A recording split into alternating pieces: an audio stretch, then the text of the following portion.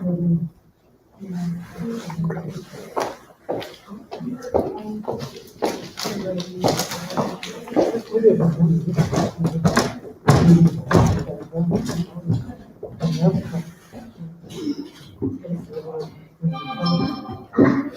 like to begin our program for today with Allah's name, the merciful benefactor, the merciful redeemer.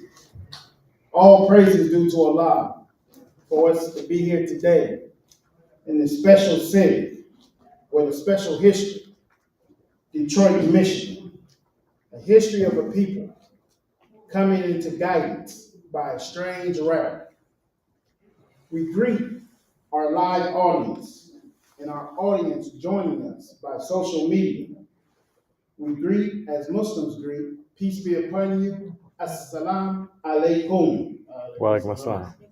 We are extremely thankful to be here today for this historic occasion, the public address of Muslim American leader Imam Earl Abdulmalik Mohammed, the representative and the successor of Imam W. Mohammed. His address for today is entitled Freedom and Slavery in the Modern World, a major concern for the Regardful of God. We are looking forward to hearing from our leader in the tradition of Imam W. Mohammed. Before we proceed any further, if you could, just like a little house note, if you could put your phone on vibrate or cut it off. We don't want to disturb the Imam's address as he speaks. My name is Terenzo Elamine. I am the proud business owner of Elamine Priority Distributors and also of Masjid Muhammad in Cincinnati, Ohio.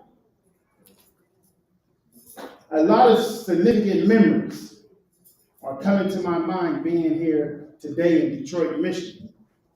Detroit is the first place that I was able to see and hear from the son of the Honorable Elijah Muhammad.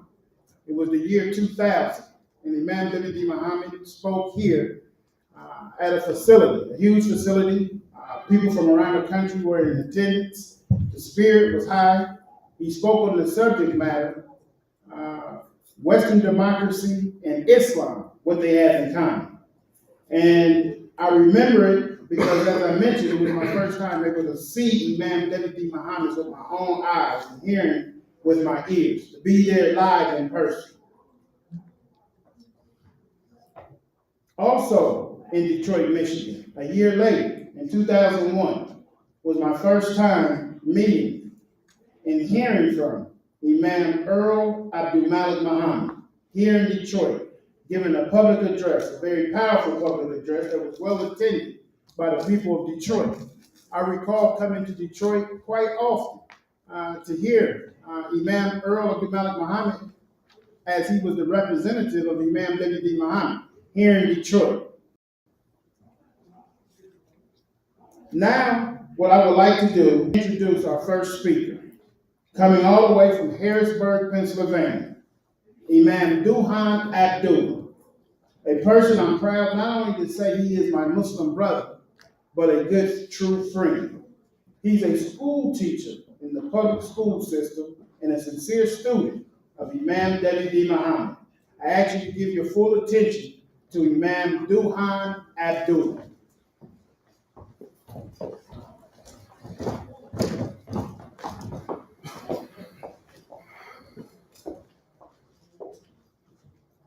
Peace. Assalamu alaikum. Wa alaikum assalam.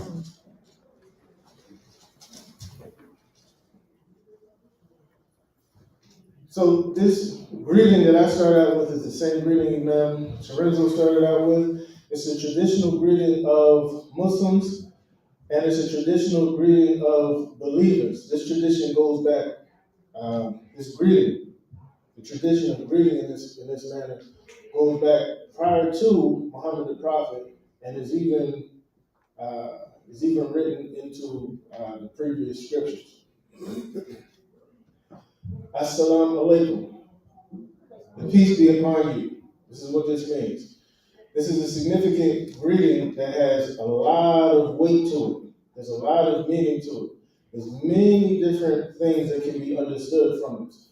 The word salam translated most times as peace, is not just a superficial, shallow, surface level peace, but it also refers to, and it also suggests wholeness, completion. So it suggests that what is being extended to you in the greeting is not something that's fragmented, it's not something that's incomplete, but it's an invitation to come into a completion. The word as-salam is one of the names of Allah that's given in the Quran. The peace, or the originator of peace, the bestower of peace, the one who is the source of peace, is also the source of this completion, the source of this wholeness that I'm talking about. There is a strand of truth that runs throughout the entire fabric of creation. This strand of truth that holds the focus for what is the intended picture for the whole creation. This strand of truth that was put there by the source of peace, the source of wholeness and completion. And all of us have an appetite, an inherent yearning to have a life that is aligned with this strand of truth. When we're separated from truth, the appetite that we have for it inevitably grows in its intensity. When we have it, a lot of times it's easy to take for granted. But when we are disconnected from it, or removed from it, or it's taken away from us, our appetite for it strengthens in intensity, it grows. We become more focused and more intentional in our reaching for this truth. When we are denied access to it, we reach for it, and our reaching goes from a place of maybe taking it for granted, as I said, and not paying much attention to it, to now feeling a void, like something's missing, and you're dissatisfied. This is something that everybody who's human can identify with and relate to. So it goes from feeling a void and being dissatisfied to now you're intentionally searching for it. You're intentionally searching for what it is that will fill that void that's missing in your life. And it goes from there, and it develops in intensity to the point where you go so far as to make it the central focus of your life. You make it your mission to pursue and secure what is real and what will make you whole. And everybody, all people, all human beings are somewhere along this progression. This progression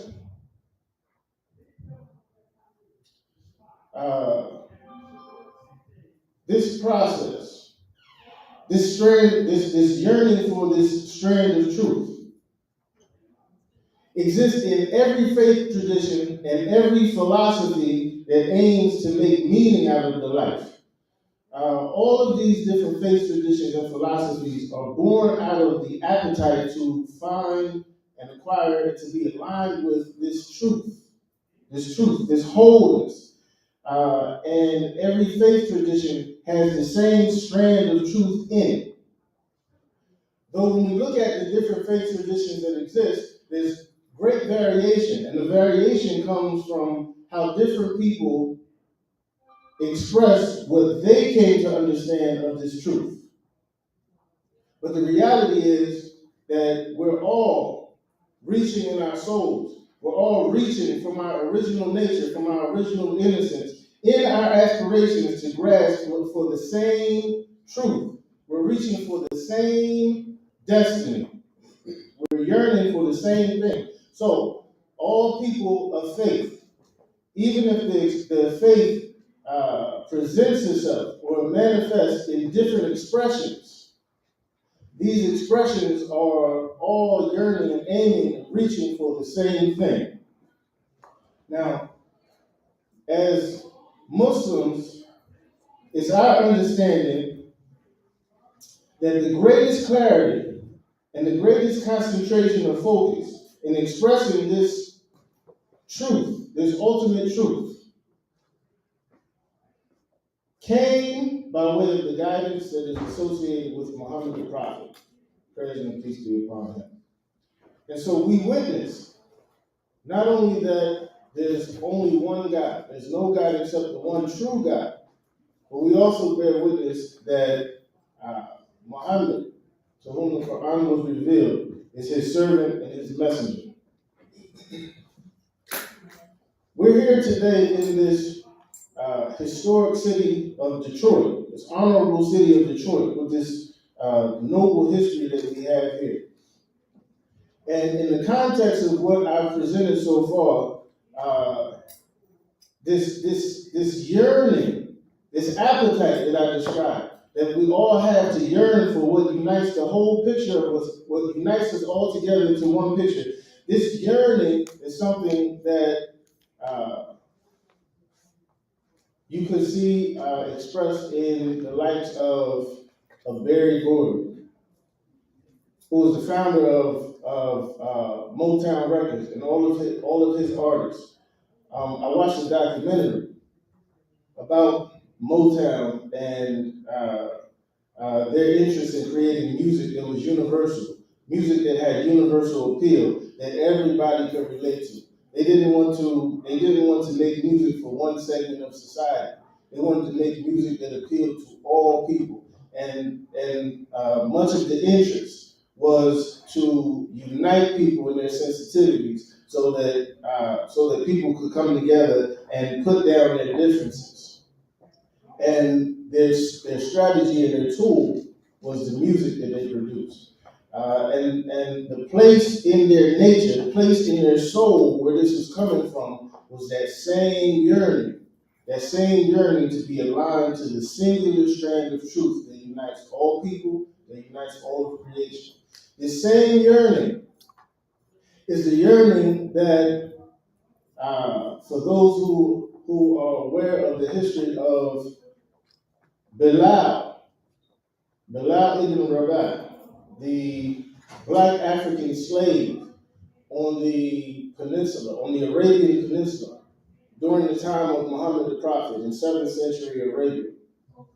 He was enslaved to the Meccan society, and his worth as a human being was put down, and he was seen as less, as inferior. And the yearning that he had in his soul, the yearning to be aligned with truth, the yearning to fill the void of what was missing, caused him to reach out in his soul for something that was real, something that would satisfy him, something that would fill the void, something that would bring completion to his experience. And he found that in the message of Muhammad the Prophet, praise and peace be upon him. So this void and this yearning that Bilal had caused him to reach out and grab hold of the message that was presented by Muhammad the Prophet, and he held on with such strength, and he stood upon what he understood from that message with such strength and such intensity that eventually it earned for him his freedom.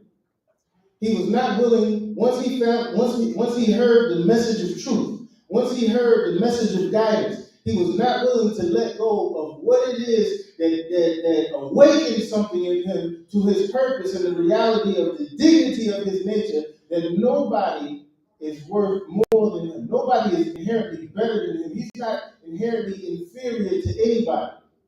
And when this message reached him, he held on to it so strongly that he was not willing to let go, and he would have died before he let it go.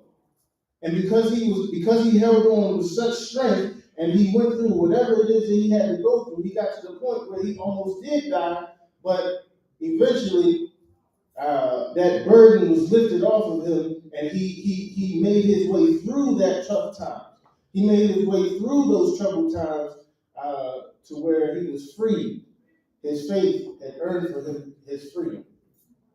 It was something about that message of truth that registered in his soul, that woke something up in him, and made him stand up and rise from the bottom of society, rejected, cast down, seen as inferior, that earned for him his freedom and earned for him ranks next to Muhammad the Prophet, and had him rise up to the top of society to be one of the most honored and distinguished members of the society, at the top ranks of the social order.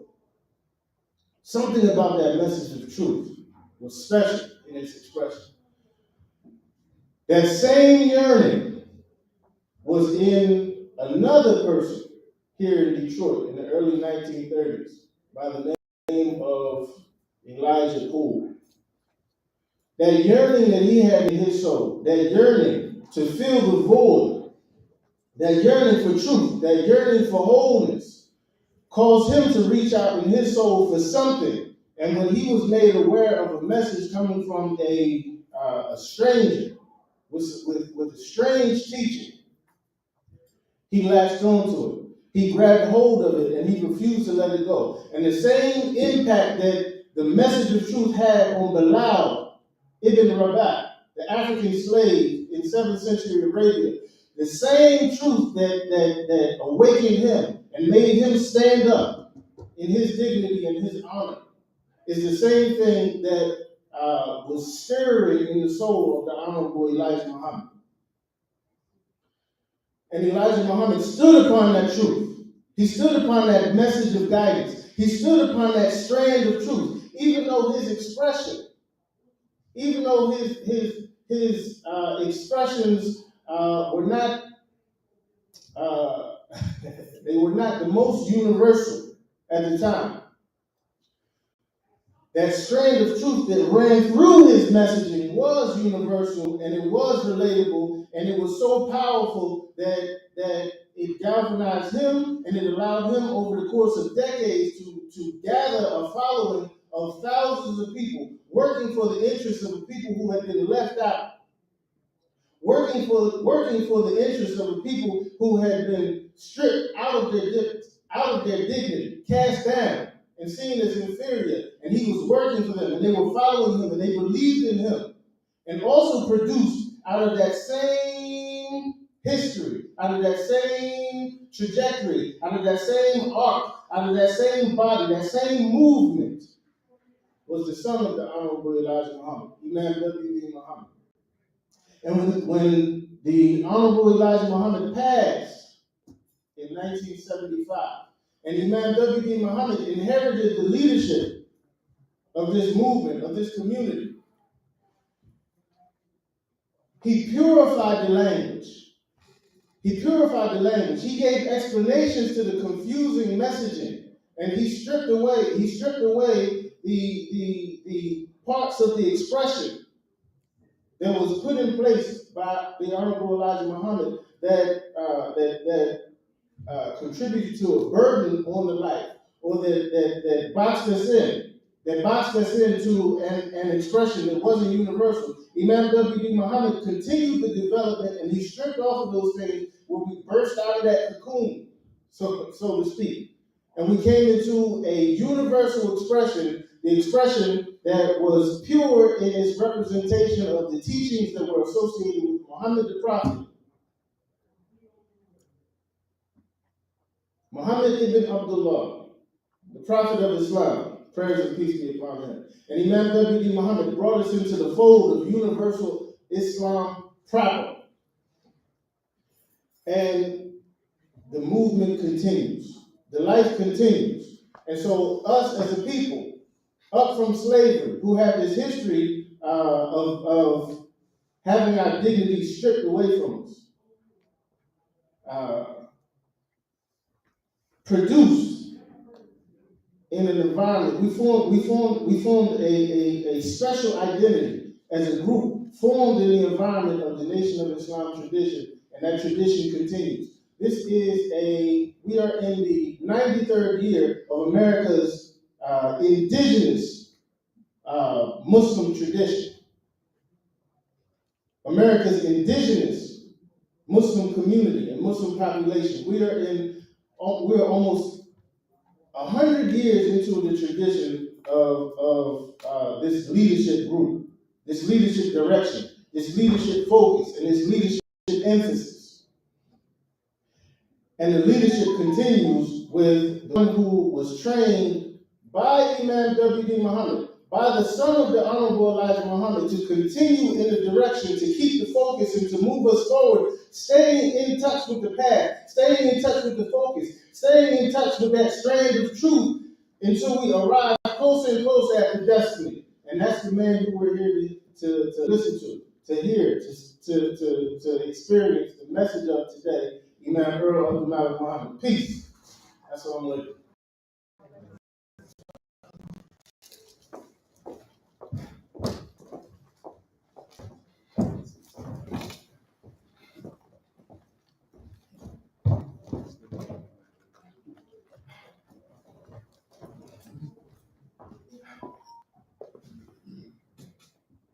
We thank our Imam Duhan Abdul for that concise, clear understanding of our history as it originated here in this special city, known as the Motor City, Detroit, Michigan.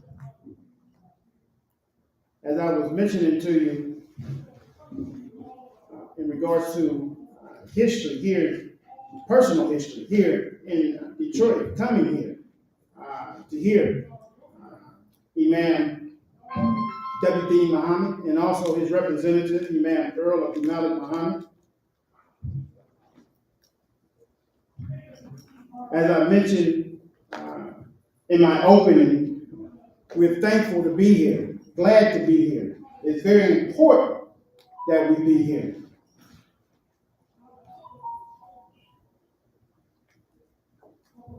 We know that our condition as a people need to be addressed.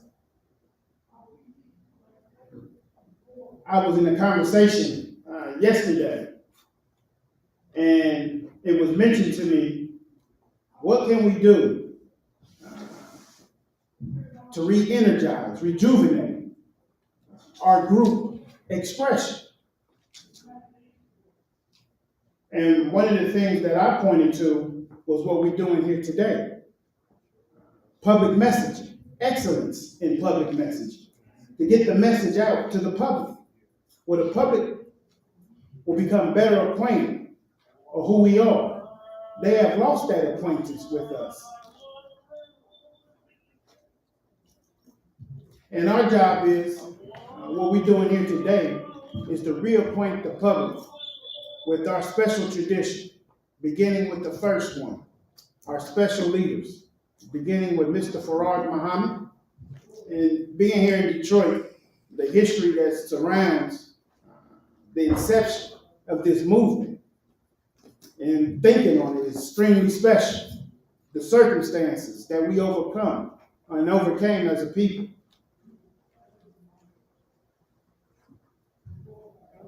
As I mentioned to you, we are excited to hear from our Imam today.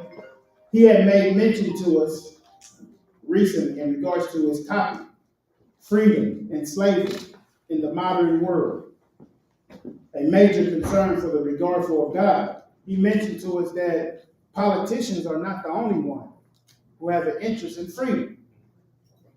We as people regardful of God, regardful of our responsibility that we have with God, we have a strong interest in presenting the correct picture of freedom. And what the Imam will share with us today, I know most of us, we remember Imam W. Deen Mohammed as far as sharing with us language. Freedom, free the dome, free the dome. That's where the freedom starts. And we know, as our Imam mentioned, that Detroit is in need of good leadership. In need of good leadership. Not just the Muslims, the public of Detroit.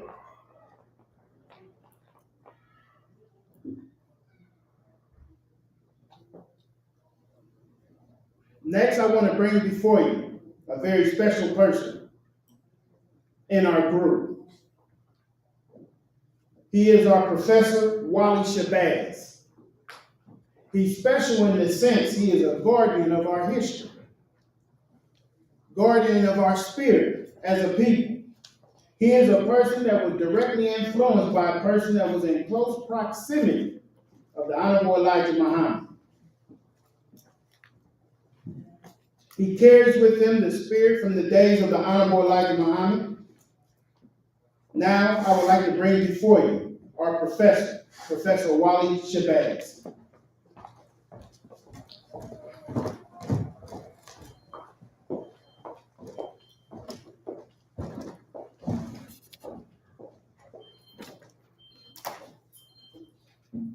Assalamu alaikum.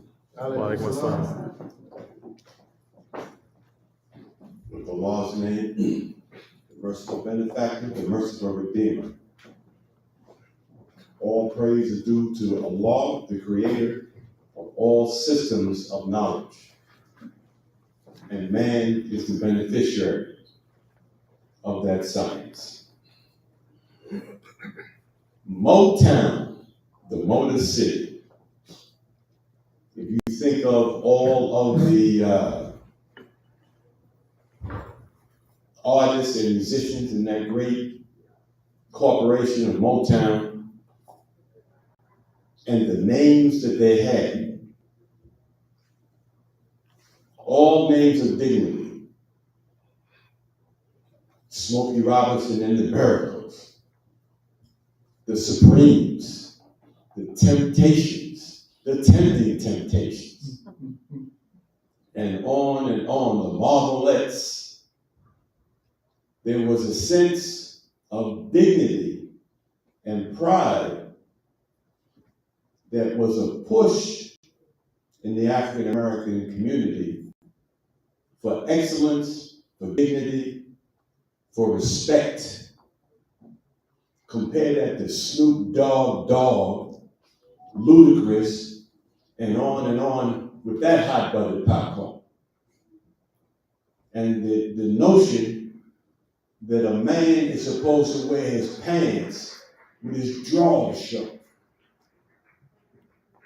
And that the women, Cardi B, alcohol, Megan Thee Stallion, horses, animals, and on with that degradation that is filling the minds of our young people and its impact on them. Entertainers would come dressed in quality garments. All the musicians in Motown went to finishing schools within Motown to learn how to speak to the public. There was a push for the excellence in speaking the best English that an American speaker could speak. We knew how to code switch. We knew how to speak in public, grammatically, and we knew how to go into the community and get down. All that's gone. And there is not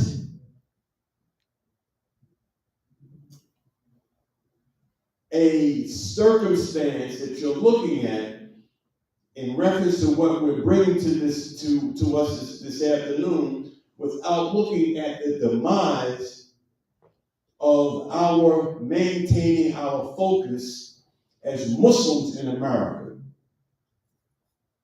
It's no accident that Motown began in the city of Detroit, coupled with the first temple of the Nation of Islam being in the city of Detroit. Berry Gordy lived right down the street from Temple Number 1. His father was a black businessman, an independent thinker, and an independent established business person in the African American community.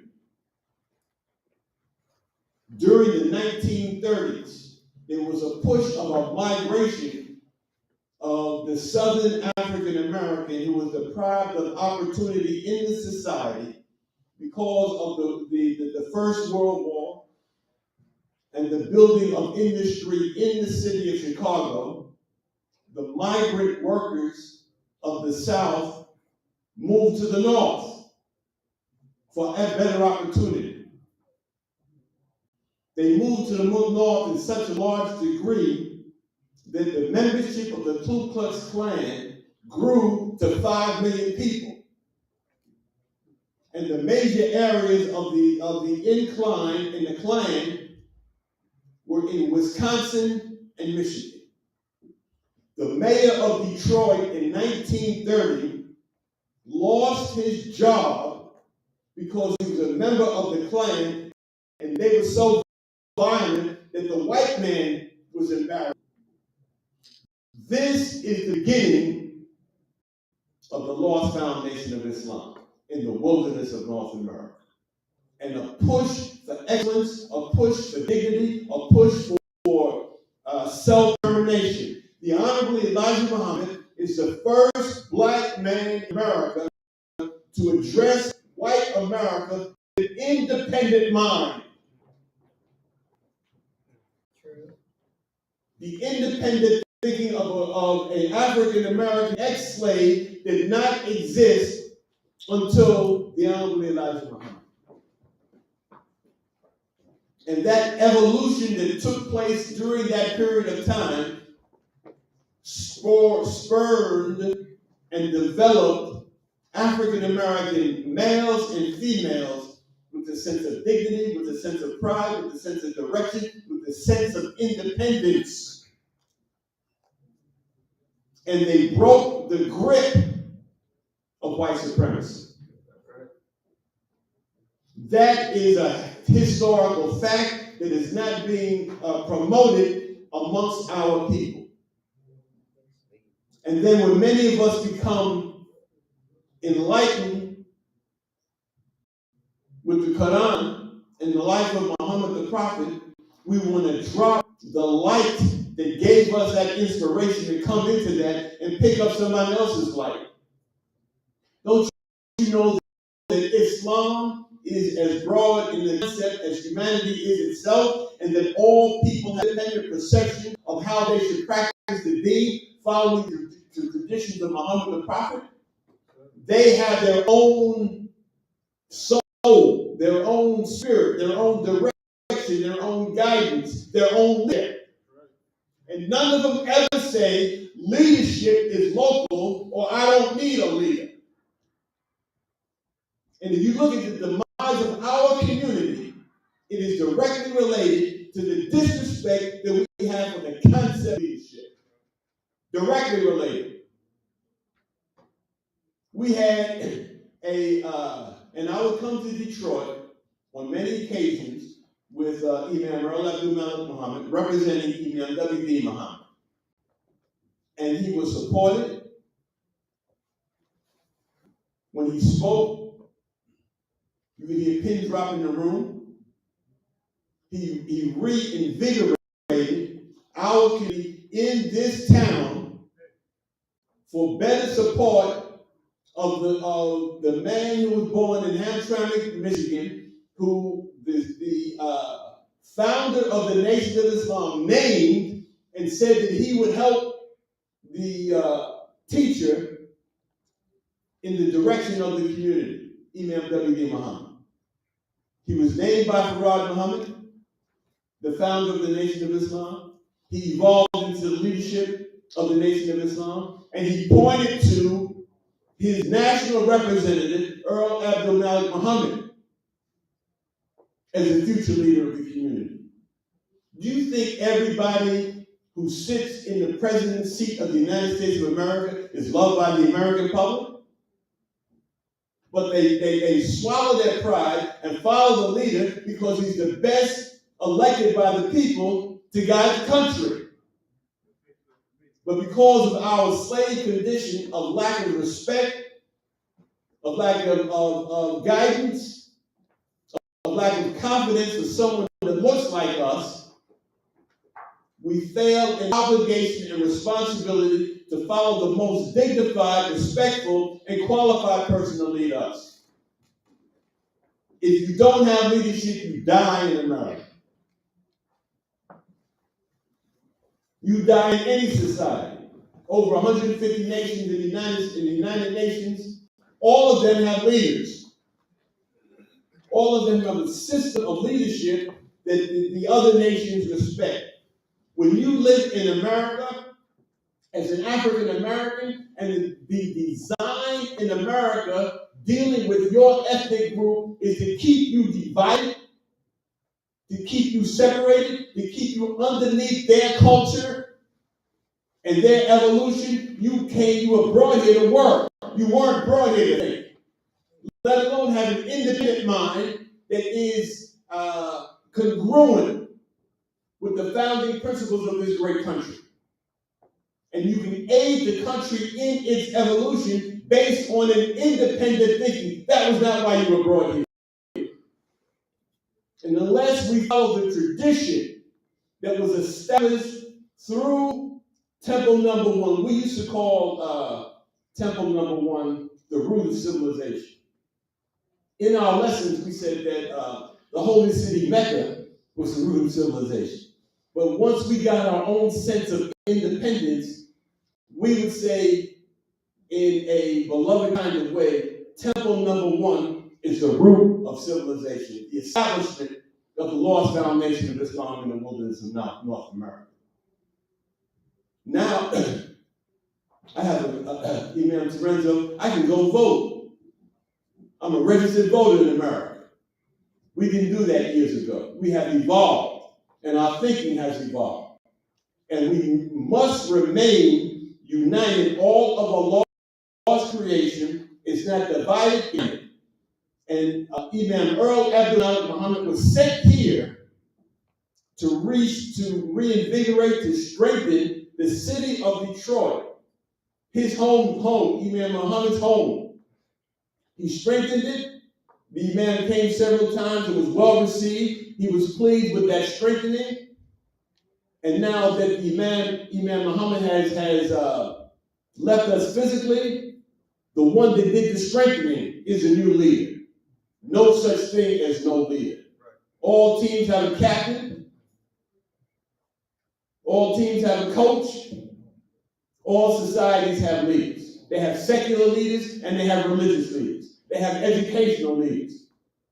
You get on a plane, many of us came here on a plane, you have a pilot and a co-pilot. There's no pilots are independent. It's a system. All people follow systems of knowledge.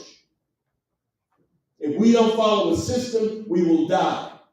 And if you go right now to the African American Museum of History in Washington, D.C., our history is diminished. And the great input and stimulation of black thought and consciousness and the rise of Islam in America is disrespected in the largest library in America because our history is not put in its proper perspective. We are losing, and we don't know how to combat it without leadership.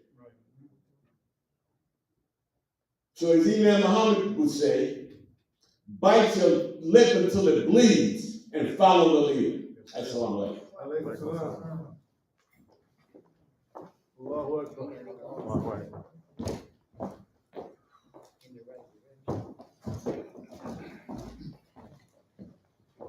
We thank our professor for those profound words.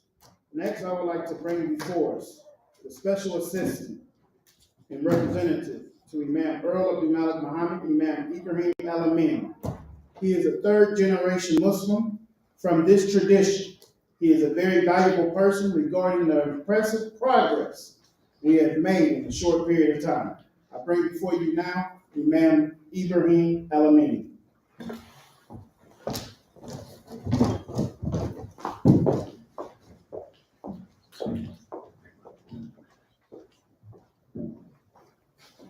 Praise be to Allah. Assalamu alaikum. Those are the greetings of peace, the greetings of Muslims, the greetings of believers. And it is indeed a pleasure to be here in the company of believers. And as Professor Shabazz reminded us, the root of civilization. On a personal note, this is my first visit to this city, and I couldn't couldn't think of better circumstances under which to visit this very historic and special our life as a Muslim community, and not just in being a special place in our life as a Muslim community. It holds special significance for the spiritual history of Islam in the world and the spiritual history of humankind.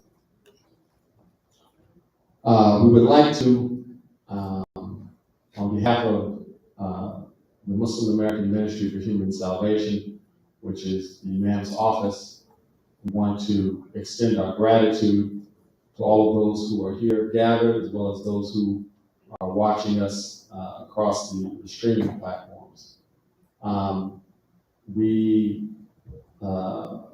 also would like to acknowledge the work of those who helped make this particular event possible. And in particular, we would like to acknowledge our sister Deen Mohammed, who has been a strong supporter, who was a strong supporter of Imam W. Deen Mohammed. And when she heard the public messaging of Imam Earl Abdulmalik Mohammed, she recognized the continuity and the consistency of our public messaging. And she has been with us, strongly supporting from day one. So we want to, on this occasion, thank you, Sister Khadija, for your continued support.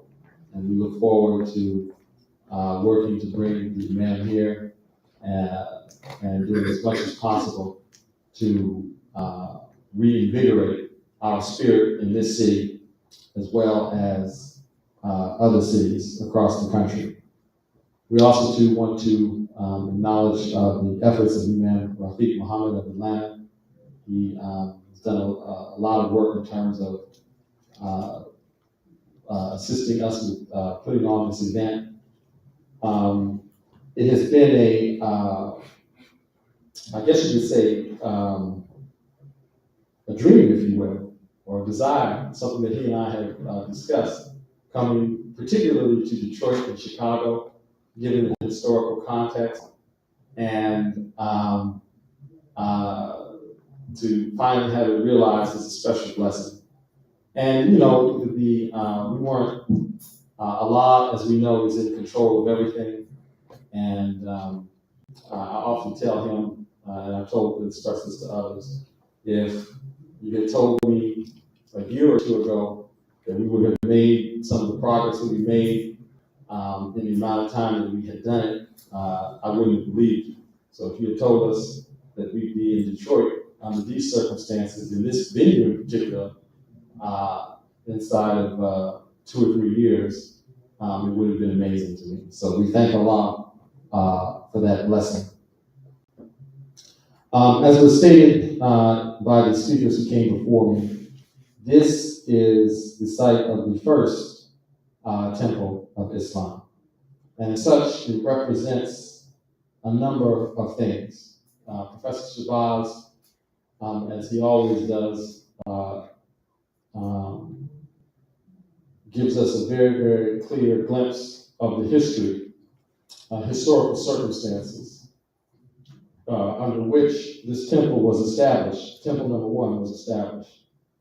And we know that if you were able to watch the interview, we had some discussion with the Imam on the importance of temple number 1.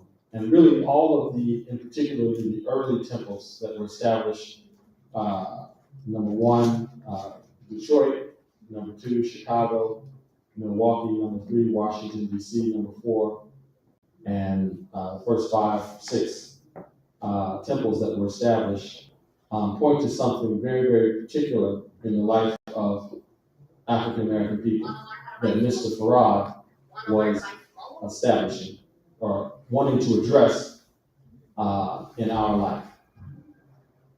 So we are now in a new period of time in our existence as a people. The Honorable Elijah Muhammad, Imam W. Deen Mohammed is no longer physically with us, However, the responsibility that we have as a people is to establish what he explained, what he demonstrated to us. So it's fitting that under these circumstances, as we approach not only the 100 years of our sojourn here in America in 2030, but in 2025, it will be 50 years since Imam W. Deen Mohammed became the leader of the community, 1975. So it's befitting that we're able to visit these cities, Detroit, and in a sense, begin anew the work that was begun by Mr. Farad, that was established by Imam Elijah Muhammad, and that Imam W. Muhammad corrected and clarified. We have,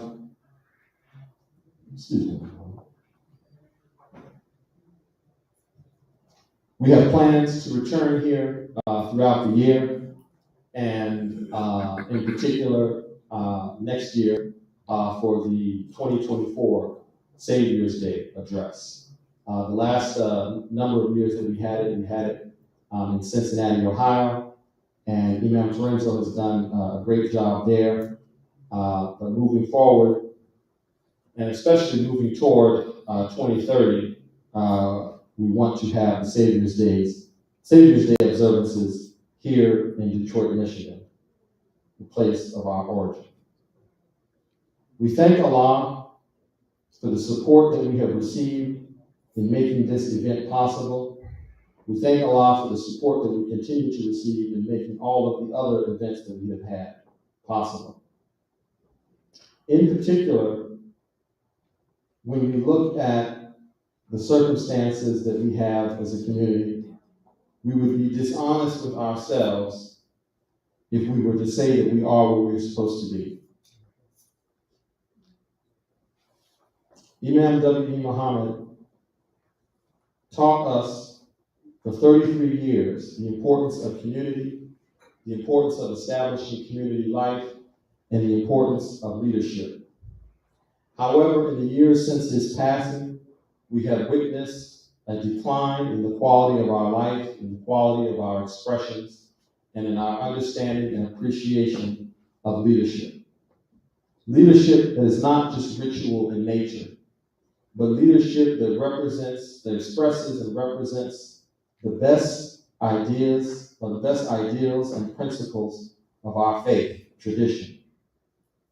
Leadership that applies those principles and those ideals to solve the problems that we face as a society, as a community, and as a people. However, I believe firmly that Imam W. Muhammad was not unaware of this possibility, that this would occur, or circumstances like this would be faced by his people after his passing. It is in the tradition of our people, of our leadership, that the leaders prepare for leadership after their time. And I think for all of you who are witnessing this program, whether you're here with us or watching live, you will witness, if you're honest with yourself, that Imam Muhammad did exactly that. He prepared leadership for the time when he would not be here. So with that, I will turn the program over to the one that he prepared for this time, Imam Earl Abdulmalik Mohammed. Thank you. Assalamu alaikum. Allahu Akbar.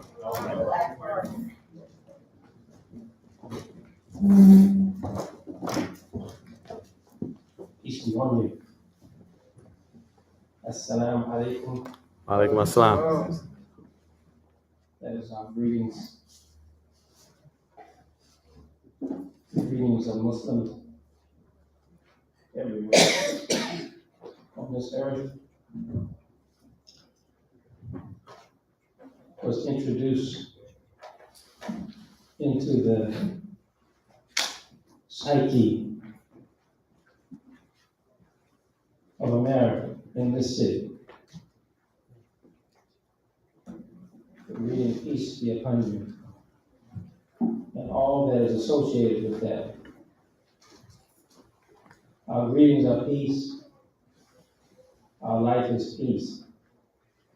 Our life is to come into compliance with God's authority in the spirit of gratitude. All of this is suggested by these greetings. It is our great pleasure and honor to be here again in the great city, Detroit, Michigan. And this setting is very familiar to me. I visited here maybe dozens of times, I think. This particular building. I was asked by our late leader, Imam W. Deen Mohammed, to come here on a regular basis, monthly. It came to be monthly.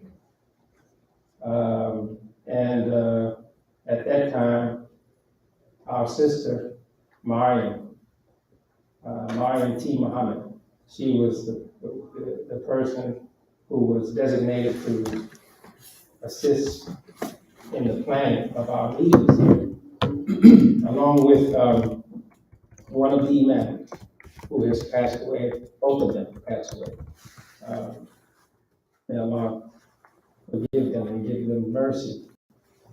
Imam W and Sister Mariam T. Mohammed. They were the ones that Imam W. Mohammed asked to assist in supporting my visits. Now, it didn't start off, it had a little rocky start. It didn't start off smooth. Imam W. he had a kind of adverse spirit in the beginning, and he had to get clarification that my visits here were legitimately associated with Imam W. Muhammad's wishes. So he called. I visited the newspaper, Detroit Free Press, and the reporter that interviewed me had a relationship with Imam W. and he called me and said to him that I was there, and he was wanting to verify, which was perfectly okay with me, and encouraged. And Dawood couldn't give any verification. He couldn't give support at that moment. And it disturbed the reporter. He just wanted to satisfy his editor by having all the necessary references in place, just in case there was an issue. But he made a call to Imam W. Muhammad's office, that is Dawood Amin, and the answer came back, yes, absolutely. I have asked Imam Earl Abdulmalik Mohammed to come to Detroit and represent us and our interests. So that's fine, the Imam Dawood Amin. And so he lent his support and made way for us to have the successes that we had. But certainly also Mariam T. Mohammed. She was the person who secured this facility. We were meeting in other places, and she found this place and thought it was suited for our interests. And she asked me about it, and I came and made a special trip here during the week. And we visited here and met with the people and thought that it was perfect for our meetings. And when I would come, it would be standing room In other words, you couldn't get in almost. And it would be, the chairs we have here would be double the amount of these chairs, all the way back to the back and all around. So we packed them here. And inshallah, we'll have that again in the city of Detroit. That's our hope. That's our work. But I'm satisfied with you all. I'm satisfied to see you here, and I thank you. And I'm very appreciative to God that He moved you to be here with us today. You know also that we're reaching numbers live all throughout the United States of America, and even in other countries. We know that our message by way of the technology is reaching all over the world. We have proof of it. It's unbelievable to me. I have to check again and again with my office to know that what we're looking at is accurate. But they assure me that all these different countries and individuals are paying attention, and that means a deal.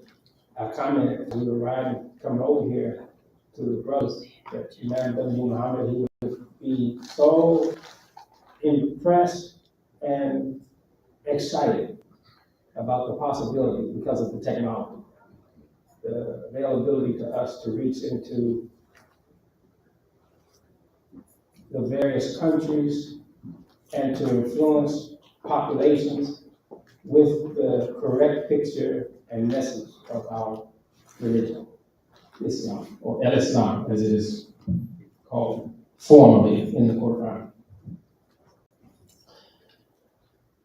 So I have something here. Oh, there we go. See that? This is an advertisement for this occasion. I'm not so comfortable with my face being so big on here. I told the assistant, I said, well, can you make that smaller? He kind of hurt his feelings.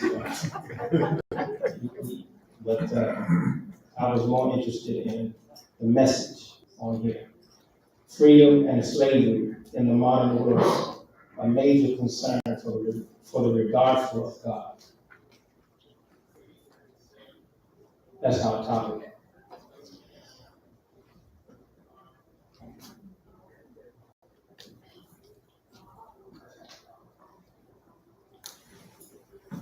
The founder, I guess you could say, of the Nation of Islam, first teacher, Mr. W.F. Muhammad, or Mr. W.D. Farad, spelled F-A-R-D. To look at it, you think Farad, and that's the pronunciation of it in the Arabic language, Farad. But the pronunciation that was regularly used was Farad.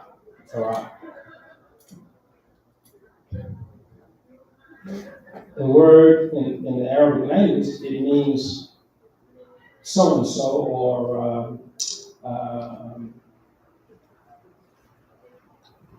John Doe, like the John Doe. When you in Arabic, if you wanted to identify a person, but you don't know the person's name, but you know that they exist, you say Farad. So this contributes or is a part of the myth of Mr. W.D. Farad. He intended that his identity in particular be a mystery. It was a part of his strategy. Eventually, he wanted that what he represented be seen clearly and that he disappeared. And that's exactly what he did.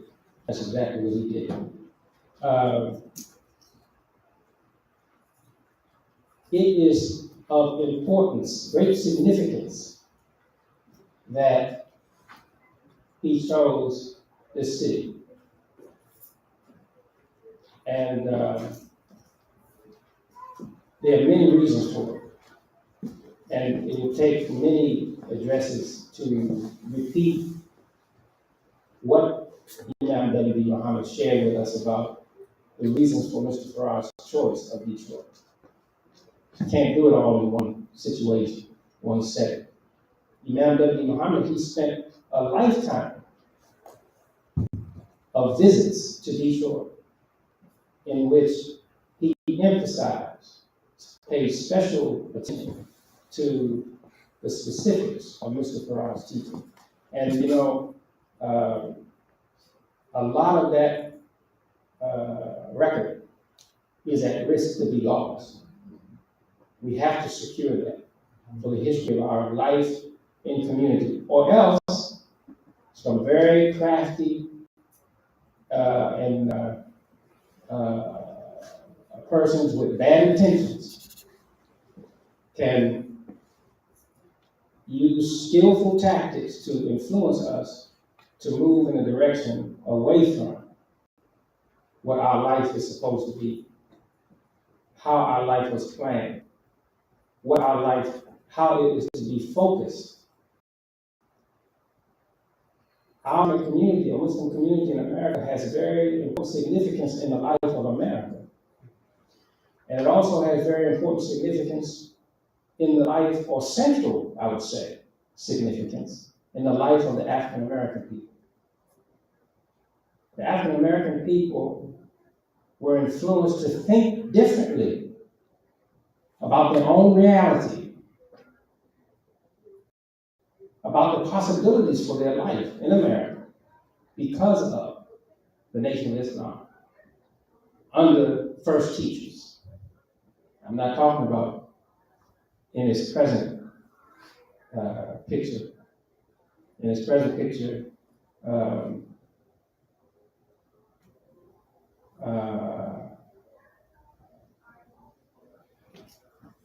I'm not so certain.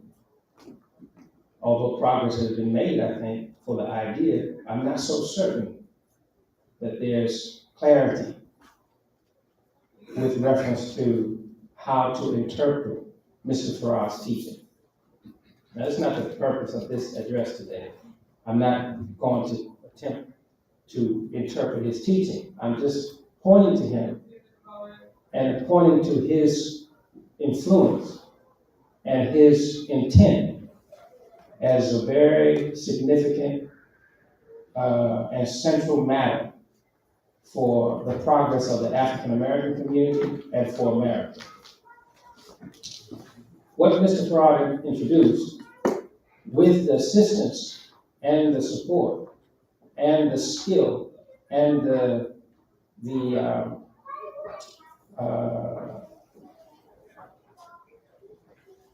strength of character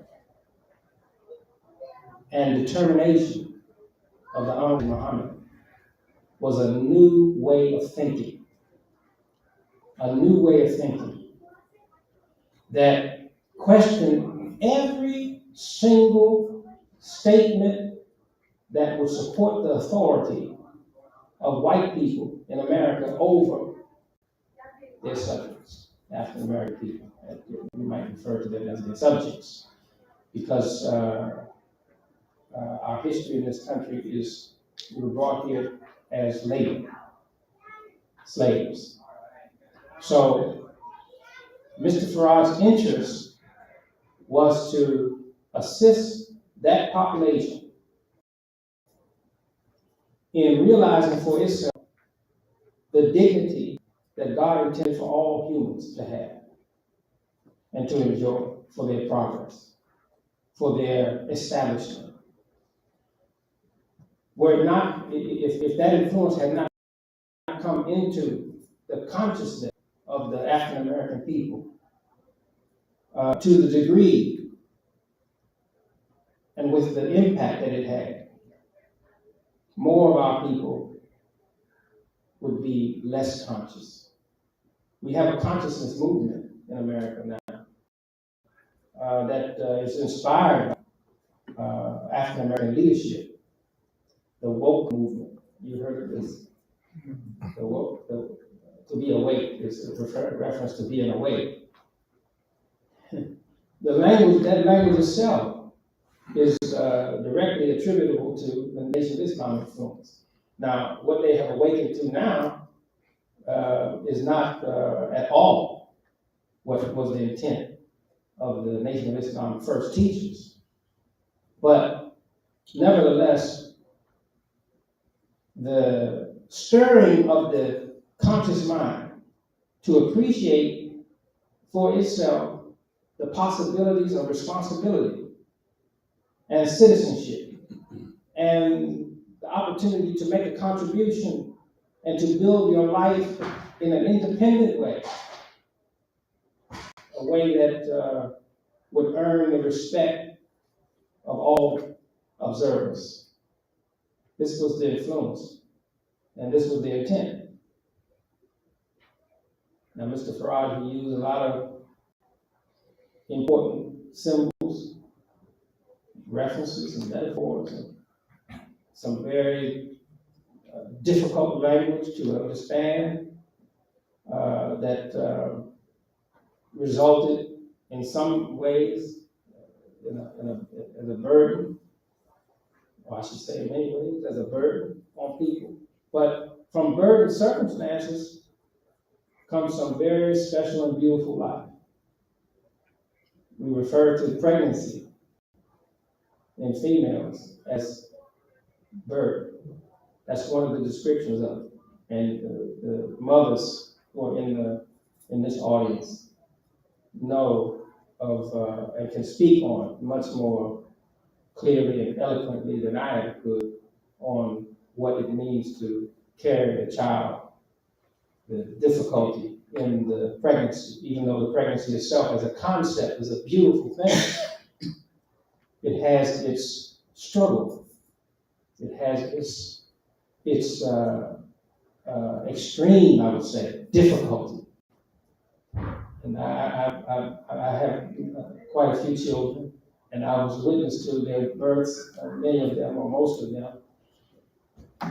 And I can tell you, even in my sense to support my wife in her pregnancy and in her delivery, I was called a lot of names. I remember a couple things that I can't repeat. And I just want to be supportive, you know. And if in this particular occasion, I made a gesture of support that was rejected. I made another gesture of support that was rejected even more vehemently. Then I said, well, maybe I shouldn't be here. That was rejected. Then the nurse came in. She was rejected. It was quite an interesting experience. But the point is that in that difficulty or in that struggle, something very, very important, special comes as a result. Something necessary in the life of humanity comes as a result. So we know in the teaching of our religion that nothing comes to us except by way of struggle. And we're happy to struggle in the way of God. We're happy to struggle in the way of God. It is identity for us. It is life for us to struggle in the way of God, to struggle for righteousness. In fact, we will risk everything of our human lives to participate and to be identified as a participant in the struggle. It defines us. It's who we are. Whole peoples. I'm thinking of the Afghani people. Whole people identified with a word that comes from the Quran, identified as those that are struggling in the way of God, working hard, striving in the way of God. Mujahideen is the word. Mujahideen.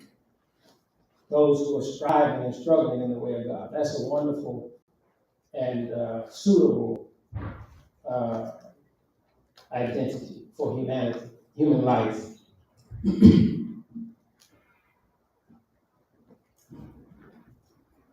Freedom and slavery in the modern world.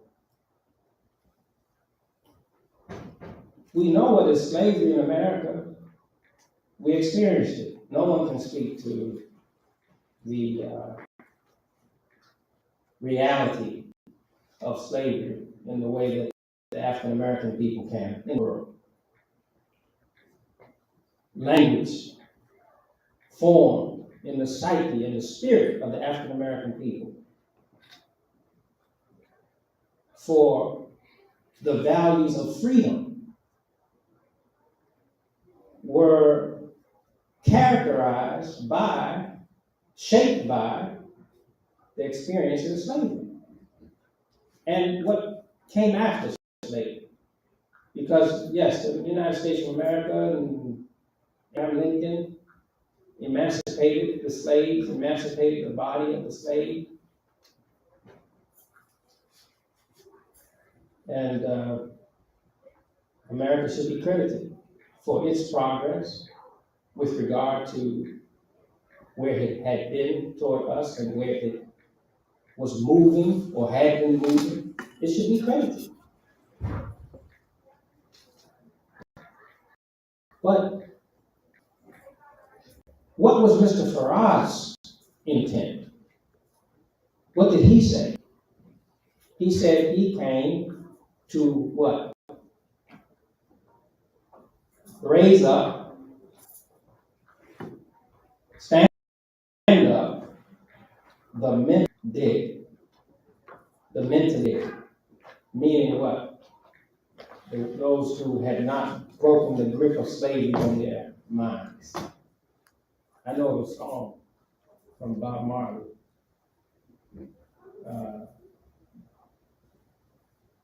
I can't think of how it goes. Is that understandable? But it refers to the chains of mental slavery, something like that. The interest in the soul of the African people, the people of African descent in the New World, the interest in the soul, the movement in the soul, eventually came to understand that you can confine a person physically and be dictating to them everything that they ought to do physically, and they will not be your slave. Yeah, I'm telling you, I know that from experience, my own experience. I was in prison for a long time. Too long. The United States government beat down the doors to apologize to me. I'm telling you what they're doing. And I had a job, they dictated to me, I had a job in prison, Imagine that. I had a job, and the lady who was in charge of it, the job, so she had all kinds of tasks for me all the time. But she wasn't trying to satisfy the need for, that there was any particular need she had, anything that I hadn't addressed for the requirements of the job. Her interest was to crush my dignity. She thought I was, first of all, she knew I was different. Name, the way I carried myself, she knew I was different. But in her mind, you just another inmate, and probably had another, she was a white lady, she probably had something else to add to that, but she just couldn't say it, because it's the federal government, and you say things like that, you get fired on the spot, for discrimination and all that. So she's not gonna say what she really felt, but I know in her spirit what she wanted to do with me. She wanted to crush my sense of pride, my sense of dignity. So she didn't just give me tasks, she gave me ever-demeaning tasks, Pick up that little piece of paper over there and put that in the trash for me. I tolerated it for a while.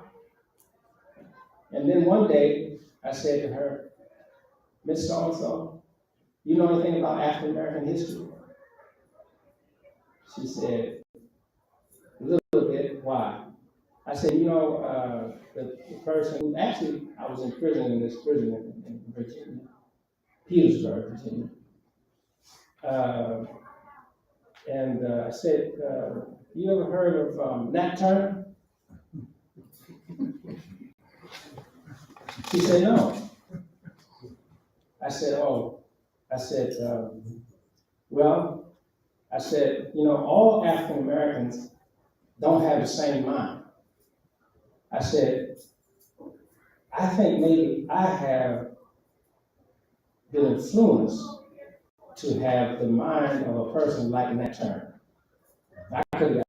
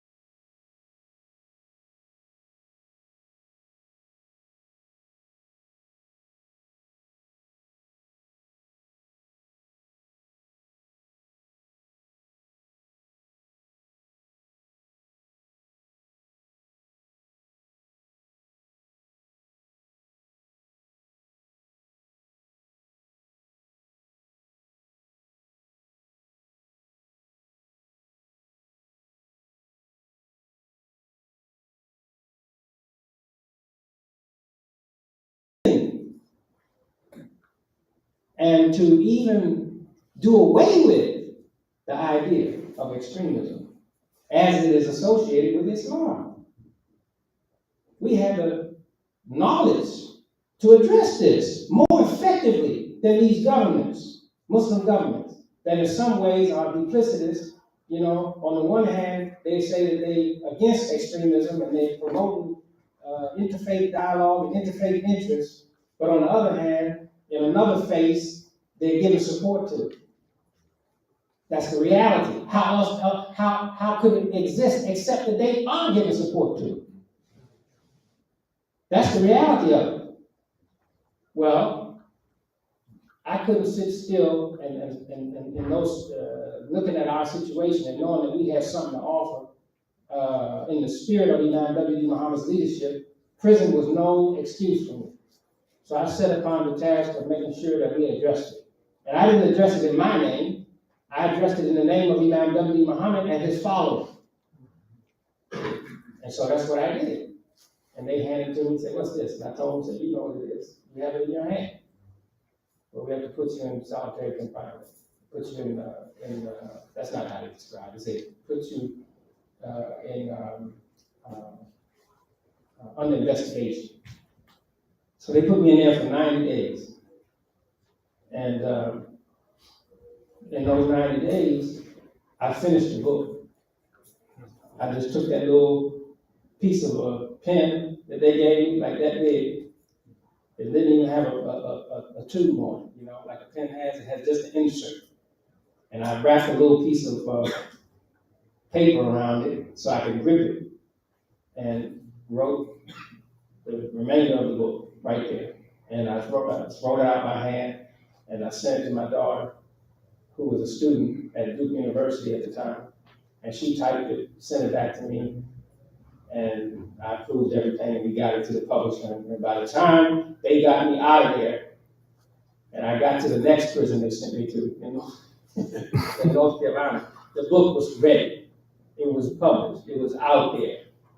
And I remember the chaplain at the new prison, who was a Muslim that I knew him well, had visited his city by his invitation for many years.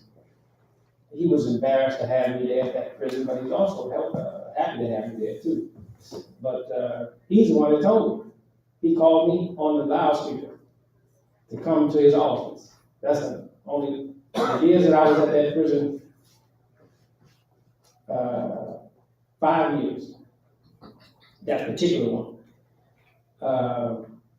I only talked to him 3 times. Imagine that. He's a chaplain in our community, in our Muslim community. But he had been given instructions by those that he associated with not to associate with me, and not to give me any support that he would normally give to any person, any prisoner. He wouldn't give me that support. But one thing he did do, when that book came out, he called me. And I came down to his office, and he showed it to me on the computer. He said, did you write this? I said, yeah. He looked like he was about to have a heart attack. that could actually happen. And do you know that the first 300 or so books were bought by the government of Saudi Arabia? The publisher told me. Said we got a big order. Sent me word from the Mohammed Saud University in Saudi Arabia. I said, wow, is that right? And I'm thinking to myself, now they are interested in studying what it is that we want to put out there. And that book has sold, I don't know, thousands of copies, thousands worldwide.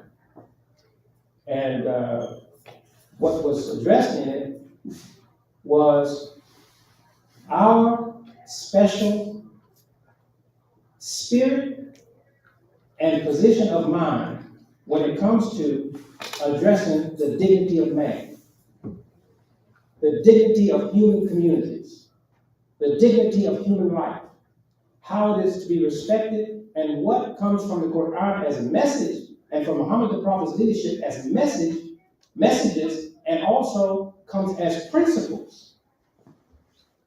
Now, where did that perspective,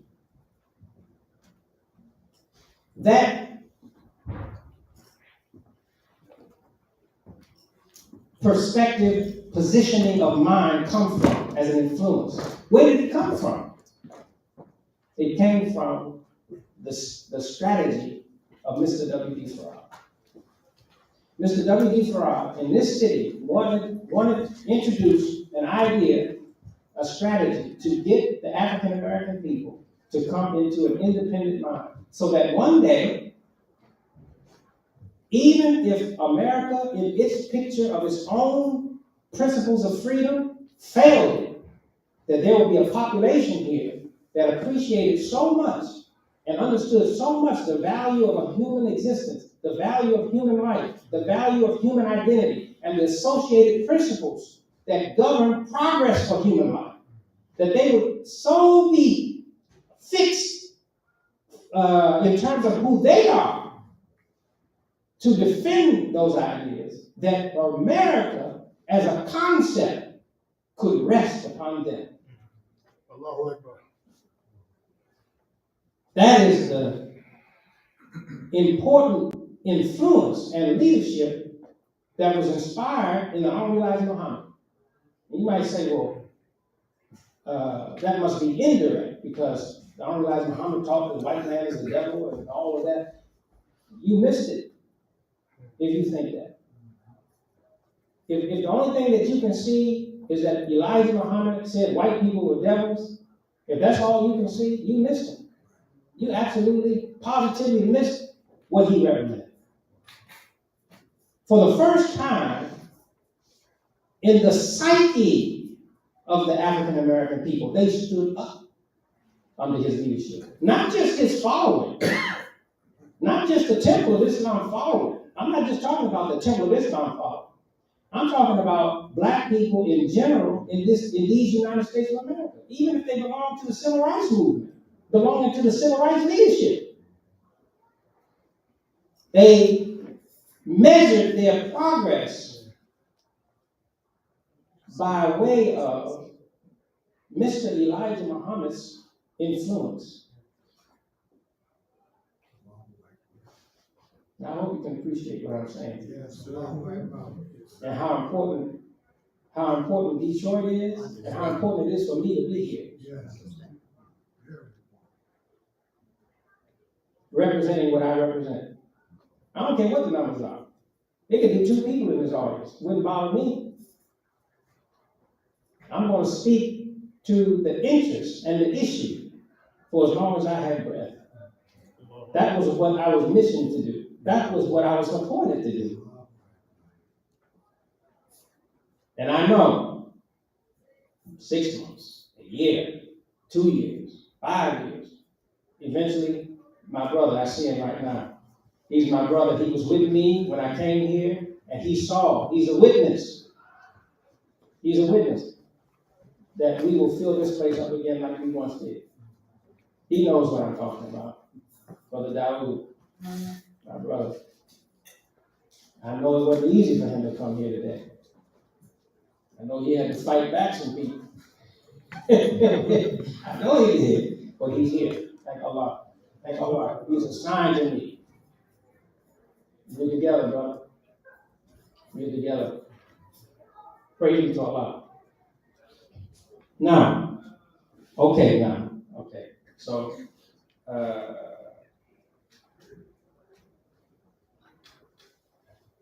I hope you will be patient with me. Yes, sir. Because I'm going to get to what I'm going to get to today. I'm just giving you just like the briefest of what I just gave you was just the most concentrated version of the introduction. All right. I haven't even given you the whole introduction of what I want to say to you today, because of the gravity of this important city and what is necessary to say in this city, into the African American people's consciousness, into America's consciousness, but most especially into Muslim African American leadership consciousness. If we're not working with these concepts, we achieve the legacy of the Honorable Elijah Muhammad's leadership, and certainly we achieve the request of Imam W. Muhammad to give him a good future. What is he talking about when he said that? Because the soul has to have expression. The soul requires expression. Now, Imam W. Muhammad's soul, you think it's not alive? It's alive. But it doesn't have a body. It doesn't have a body like it once had. The body is buried in the ground. The body going back to the earth. But the life force, the soul spirit, exists and lives. And this is what he's talking about, that he have another reality in terms of his expression. Expression through the life of our community. Expression through the life of our community in its witness to its importance in addressing the biggest and most pressing concerns on this earth. In the present time. You know, people, they critique me for saying I am W.D. Muhammad's successor. You you're missing the point. You focusing on me. You're not focusing on him. The focus is on him. The focus is on succeeding his leadership. That means to have expression in the present world with the concepts that God favored him to come to, the explanation of those ideas that were formed and created in him by Mr. Faraj's strategy. Imam W. Deen Mohammed is a creation of Mr. W. D. Faraj. Do you know that? Yes, sir. I said that my assistant, Imam Ibrahim, and the sister Farah, they interviewed me a couple of days ago. And one of the answers that I gave to one of the questions was that we may be Muslims, but without the special mind that we have, that would amount to as much importance in the present world as we see the impotence of Islamic teaching to address problems such as abortion, for example, and which is a big one, a big issue. In fact, it's the question of abortion and the issue of what is called productive rights is at the center of the soul of America. It is the most important debate because of its implications, what it is talking about above most of the people's heads. It's not just talking about what you think it's talking about, what most people think it's talking about. It's talking about the birth, the care, the necessary sustenance for ideas that guarantee future and stability for human society. The debate about productive rights. Allah says in the Quran to the female that it is not permissible for them to hide what Allah has created in their wombs if they believe in God in the last day.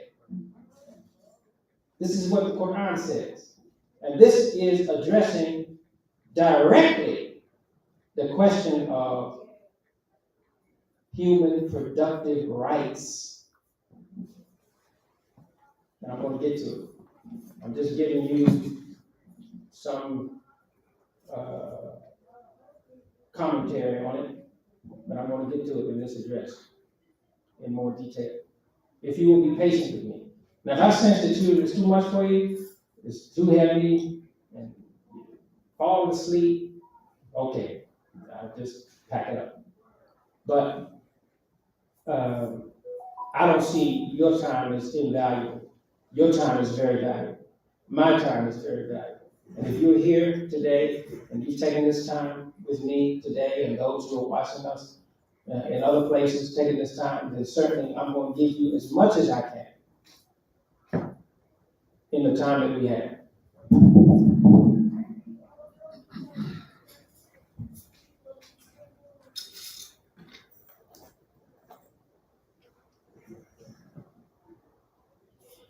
A major concern for the regardful of God, the question of freedom and slavery. A major concern for the regardful of God. What is the regardful? Those respecting God's authority. Also, this word in the Quran, taqwa, is a concept. And it has in it also the idea of fear. Fear that those who have taqwa, that they fear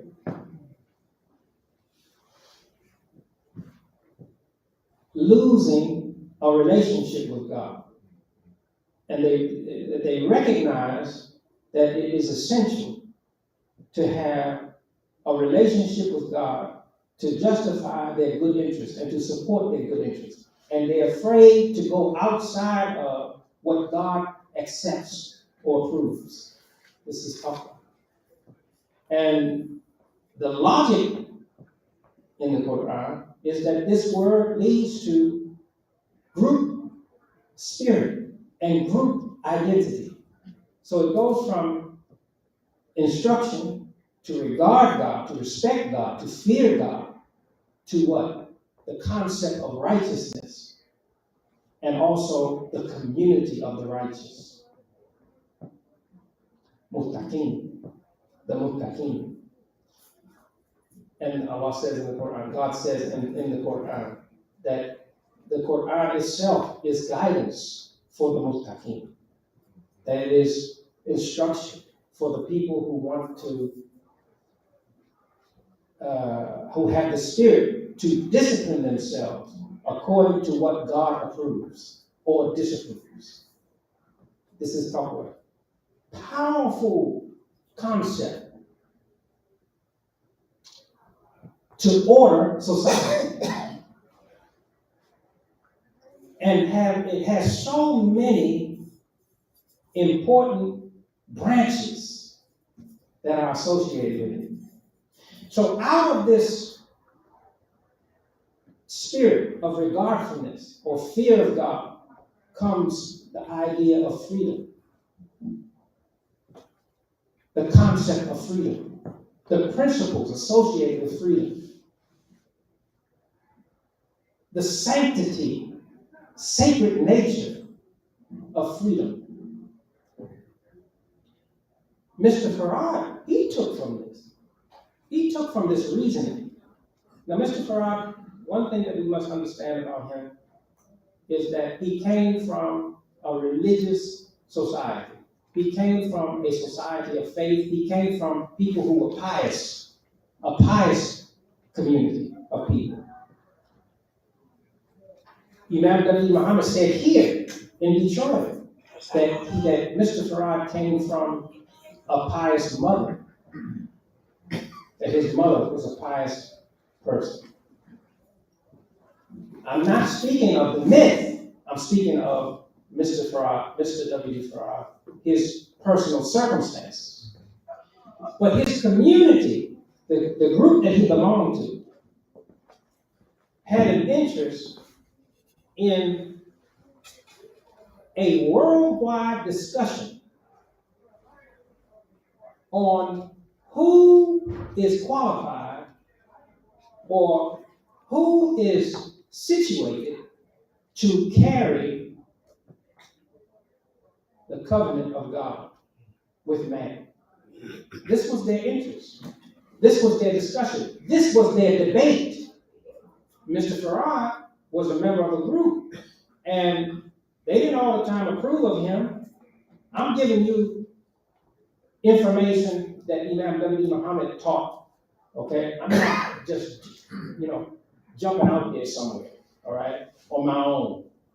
Like I heard one Imam who disassociated himself from us in the 70s, disassociated himself from Imam W. Mohammed's leadership. I saw something recently that he said, well, I don't know how recently he said it, but I saw it recently, because I'm not a person who's looking all over the internet looking for stuff. I'm not interested in that. I don't have time for that. But this came, Imam Ibrahim, I think he has something to do with this sometimes. Stuff comes on my phone, and I don't know where it comes from. I think he did something to my phone, because he has my phones and stuff. Stuff comes on my phone. I said, what is it? And I look at it, and it's valuable. It's helpful, I said, okay. Anyway, this person, he said he's an expert on the Nation of Islam.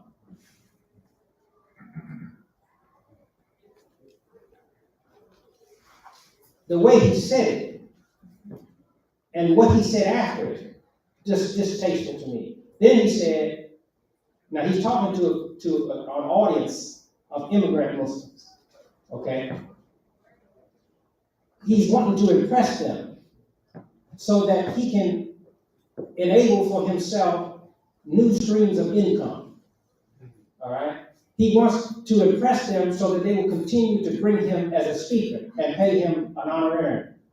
So he excites them with these things, these little tidbits of information that maybe in their mind is hidden information. You know, he's going to reveal something to them about here's the secret goings on in the Nation of Islam. So he said to them, I'm an expert. And then he said that he was a famous, well-known minister, which is true.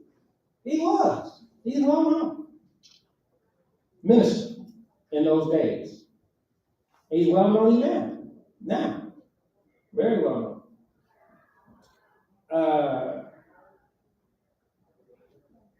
But his spirit was mocking.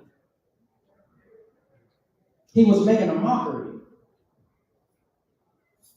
And it was clear to me that God had not permitted him to appreciate what was in focus and what was of value that would eventually create the mind of Imam Deen Mohammed. He was locked out of that. That's why when he goes before people, he looks like he's from another country. He doesn't look like he's from the United States of America. He doesn't look like he comes from the African American experience. He doesn't even look like he comes from Africa. The way he dresses like the Indians. The Indians, you know, long tunic. That's how they dress. Now, I don't have any complaint or criticism of the way that people dress, how they dress themselves, how they have afforded themselves principles to govern the way that they dress themselves. Do you know that the way you dress is a reference to the principles that you uphold about your dignity? Well, why would I look like taking from somebody else's idea without respecting my own movement toward having an idea? To having my own independent idea of how I should dress myself. Well, so you dress yourself like the Western people. What is the condition of your nation, sir? Who is it that you need to trade with to keep your dignity? And when you in the world of trade and business, do you dress like that or do you dress like me? You dress like me. When you're doing business in the world, you're dressing like the people who do business in the world. Well, this is righteous business that we're doing, that we're taking care of. So we'll wait. So I hope you got that. Yes. Okay? Yes. His spirit was mocking. And I say this in that context, that Imam W. Muhammad said to me in a private conversation, and he said it to me with a kind of spirit of reverence for what he was describing. He said to me,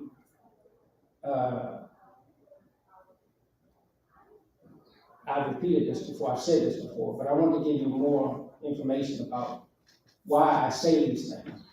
He said to me, you are a combination of me and my father. That's what he said. I was a very young man. This was more than 30 years ago. He said this to me. He said, but I thought about it. He said, you're too young to know my father.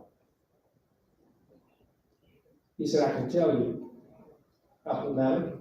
He said, you know him better than most of his ministers. Now, I was in my 20s then. It took me a long time, decades, to appreciate what Imam W. Muhammad was telling me in that conversation. What he was saying to me, essentially, was that I had an appreciation for the aim of the Honorable Muhammad's leadership, what he was interested in. Didn't have knowledge of the details. I wasn't a member of the Nation of Islam. I was too young. And even if I was a member, I would have been too young to appreciate the meaning that supports those details. But this person I'm speaking of, he said to this audience, after qualifying himself as an expert on the Nation of Islam, and when I'm referring to the Nation of Islam, I'm not referring to the entity Nation of Islam. I'm referring to the spirit of the membership in the temple that want to investigate how will it be possible for us to stand up in America and to be respected and counted among the dignified citizens of this country. That's what I'm talking about. I'm not talking about the details. I'm talking about what was the appeal. What was the gravity? What was the magnetism? What brought those brothers and sisters from their circumstances into that temple? And what kept them there? That's the aim. Because I can tell you, all those rules and regulations were not it. It was something else, something appealing to the common dignity. Mr. Farag, his teaching was that your own self is a righteous Muslim. Referring to what? Referring to what? If we understand, he didn't teach the religion of Islam. So it can't be said that he was referring to the strict definition of a Muslim following the Quran and accepting the leadership of Muhammad the Prophet. That wasn't the reference that he made. His reference was something that precedes that. And if you want to study what was the magnetism of the Nation of Islam teaching, it was to invite black people to stand upon their own created, original human dignity. And within the strength and authority and power of that dignity, question with the activity and the consciousness and behavior of a righteous person, question America's authority over them. And more specifically, question white authority over them. So as to what? Remove the stigma of the lies that had been told on their humanity. That was the gravity. That was the magnetism. And it came in the form of powerful magnets, powerful teachings, powerful mystery, powerful symbolism. It kept the people in their seats and brought them to view themselves as a nation of laborers, a nation of shopkeepers, a nation of righteous people approaching the earth and fellow man as an equal and expected to make a contribution to the advance of civilization on this earth. That's right. Imam W. Mohammed, he said that he recalled an address that he gave as a minister. Somebody gave him a tape of him making an address in the 50s. And he was at, I think, the Temple in New York, and Malcolm X introduced him. And he said that he listened to it, and he said there wasn't anything in there that he said that would conflict with Islamic teaching, as we understand the discipline of Islamic teaching. And he said that his main point was to say that the Honorable Elijah Muhammad wants to acquaint you or invite you to your original identity. He says somebody wants to take you from your original identity, and Mr. Elijah Muhammad wants to bring you back to it. What's wrong with that? That's what he said. What's wrong with that? That's the message of Islam. That is the message of Islam. Every important principle that upholds society is based upon first recognition of the sacred human individual. God says this in the Quran. Ya ayyuhan nas.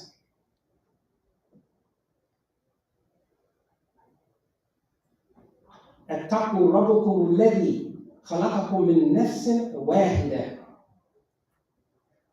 O mankind, all human beings, all human life, all human society, by reason. Regard, respect, fear your Lord, guardian, cherisher, and sustainer, who created all of you from a single human. A single human soul, nafsin wahida, an original human personality, an original entity, displaying, exhibiting fine human characteristics, fit for the reward of the garden, fit to endure and live in the garden. This is Adam, the first human. And it goes on to say, and from it is made. Zawjaha, it's made. If you know the Arabic language, know anything about the Arabic language, it doesn't say Zawjahu, his mate. It's translated his mate. But in Arabic, it says her mate. Remember I talked about productive rights? It says her mate. It's feminine. It says, and created from it is made, and then raised up. Minhuma rijalun kathiran wa nisa'an. Then raised up, or brought out, raised up, raised up. Animated many or countless men and women. From this comes human society. From this one sacred soul, and out of regard for its plan according to its maker, comes the necessary rights that you demand. And God says, continuing in this verse, and regard God, of whom it is that you ask, tasa'aluna, of whom you ask, of whom you make demands. Not demands in a disrespectful way, meaning that what am I entitled to, God, according to my creation? What am I entitled to? The principles that govern human society, the ideas of justice that are derived, that govern access to what is necessary to sustain human society. All evolves, all is derived, all comes out of what? That original human soul. And so the verse continues, and regard your Lord, of whom it is that you ask. And then what it says? And regard the wombs. And regard the wombs. The original conflict of man on this earth, which is the central matter for the reason why our people were brought here to America. The original conflict, the original concern, the original difficulty of humans with each other, as displayed in the biblical story Cain and Abel. Whether or not a human life is more important, or human productivity is more important. Access to what the earth produces as material, is that more important, or is human life in its social nature more important? This is the debate. This is the productive rights debate. This is what the debate of abortion is all about. This is why it's necessary to discuss what is freedom and slavery as from the perspective of the regardful of God, who have been animated and brought into existence because of the mind of Imam W. Deen Mohammed. That's why it's necessary to succeed his leadership and speak this way into the modern world. I don't give a damn what these other imams think about me calling myself his successor. He intended that he be succeeded. Yes, sir. And he intended and he appointed me to succeed his language, his spirit of leadership. In the case that our community would fail itself and lose a connection. So here is Allah saying in the Quran that we are to regard the wounds after he says that we are to ask, or we have been formed to ask him or insist that we be able to appreciate and discern what we are entitled to.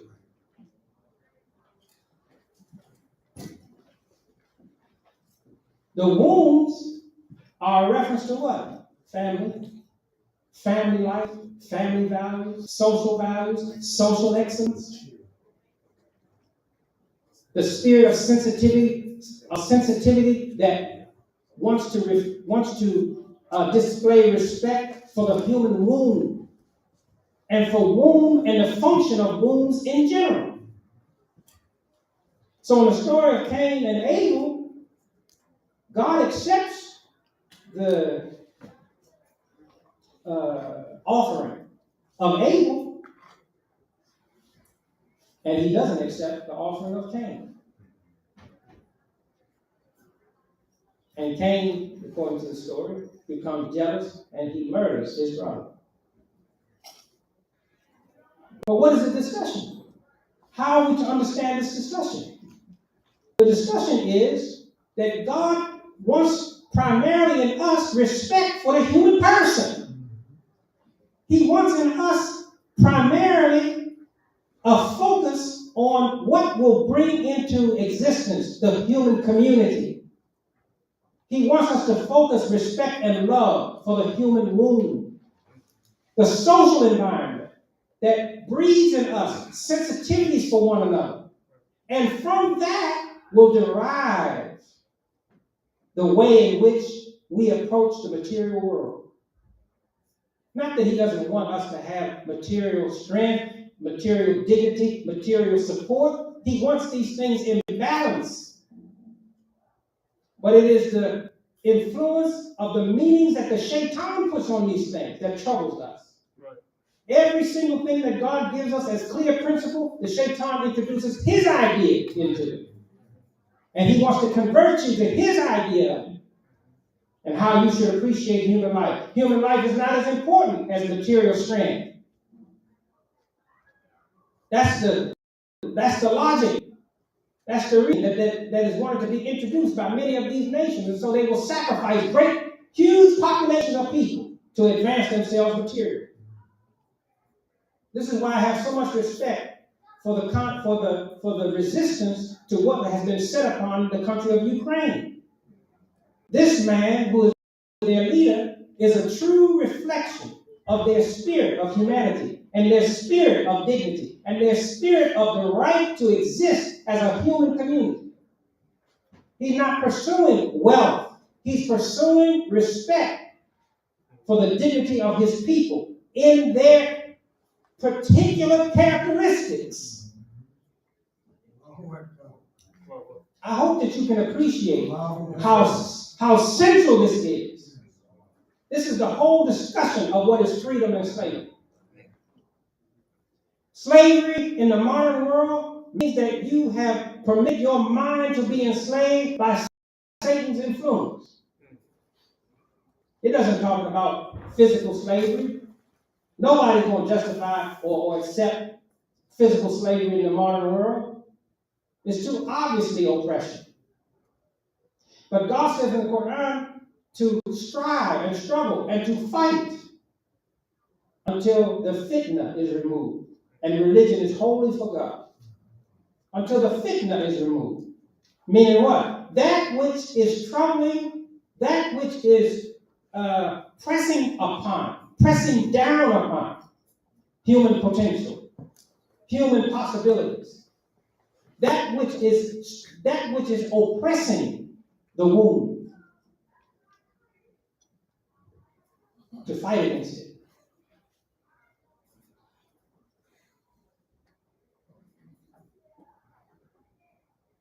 For Muslims, slavery in the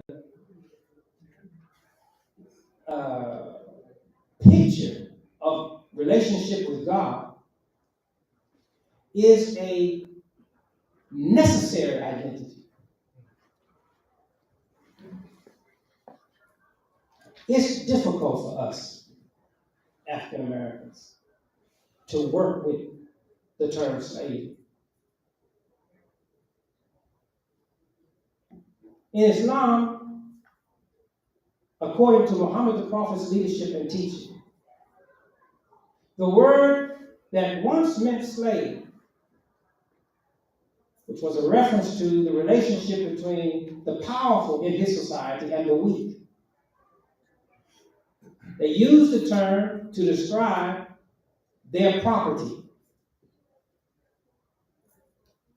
Prophet Muhammad, according to and from the influence of the Quran on him, but also coming from his own human nature. Because the Quran, we would not know it except that it came through his human nature. Do you understand that? We would not know the words of the Quran except that it came through the excellence of Muhammad's nature that didn't belong to any particular tribe, that belonged to the soul of humanity. In his role, Prophet Muhammad is not an Arab leader or an Arab prophet in the sense that we just associate him with the Arab people. He is ka'afatin lin-nas, according to the Quran. Ka'afatin lin-nas means that he is sufficient, he is satisfactory, he is enough for mankind. He is the mercy to all the systems of knowledge, according to the Quran. Quran says of him, I'm speaking on Muhammad the Prophet, says that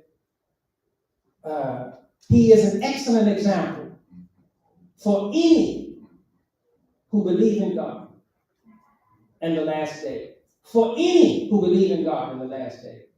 It doesn't say for Muslims. It says for any that believe in God, that want God's authority in their life. It says that too. That they are moved spiritually and invite God's influence into their existence. Yarjullah. And that they remember God often.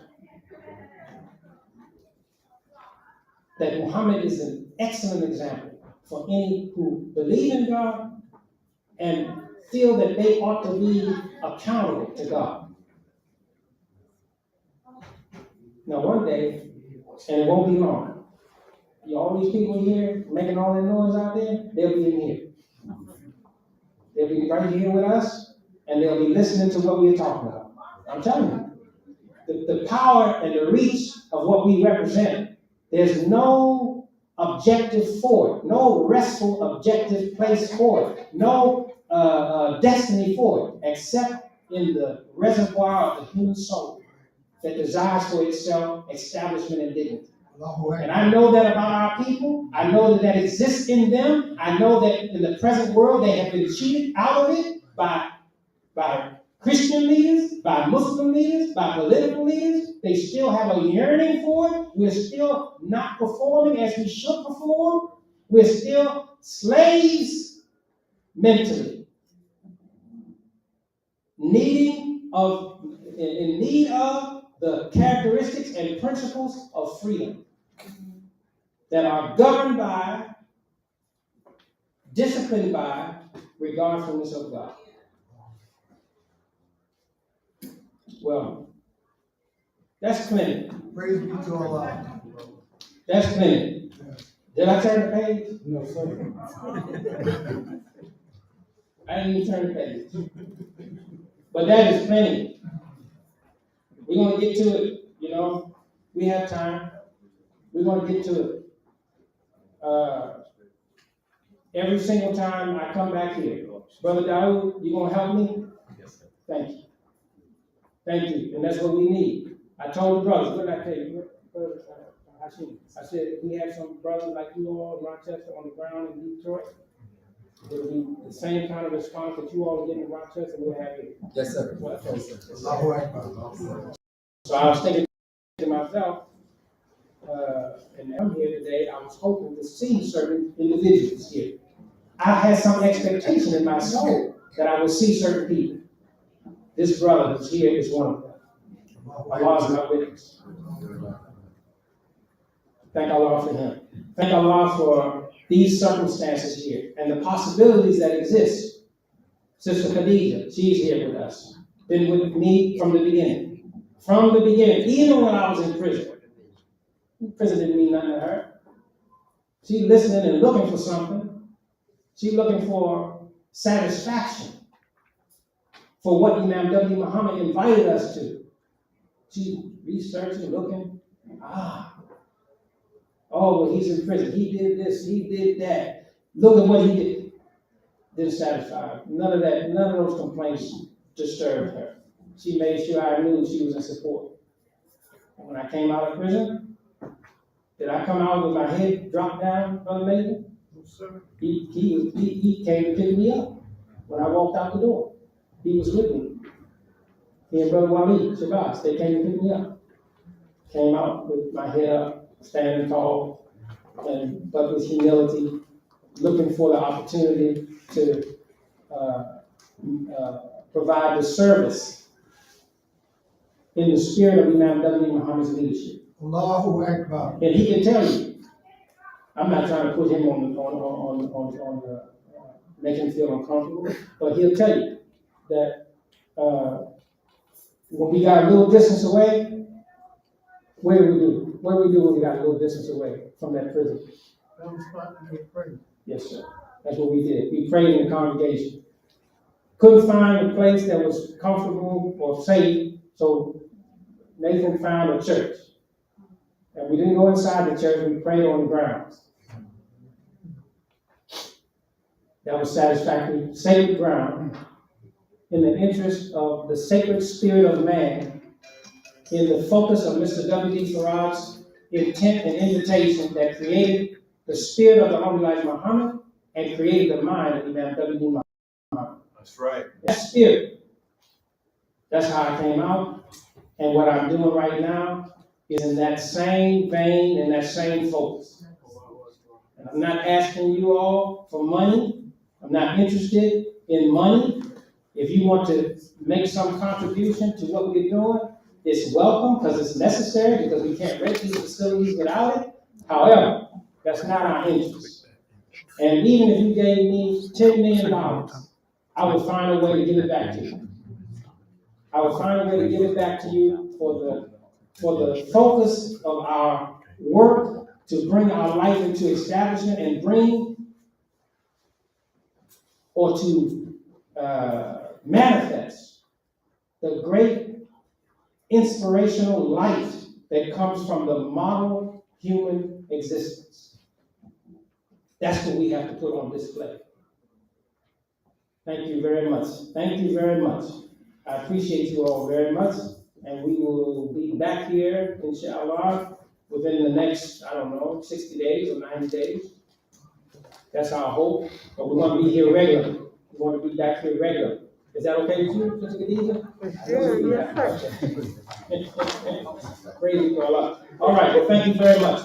Peace be on you. Assalamu alaikum. Alaikum salam.